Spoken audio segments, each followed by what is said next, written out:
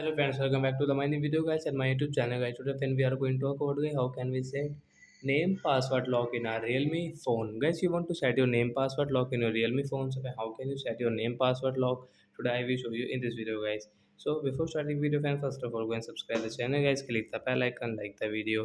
So friends, now let's see guys how can we set name password lock in Realme phone guys. Friend, first of all, open your phone setting and guys click on guys your password and security setting. Guys, tap here and click on log screen password. Then guys you can see important notice. After read this notice, guys click on this continue option. Then guys click on this alpha number. Guys tap here and friends you can set your name password from here. So I will enter my name example 4 and first of all guys check your name spelling. Then guys click on confirm and guys same, we will not change anything, same spelling and you can search confirm.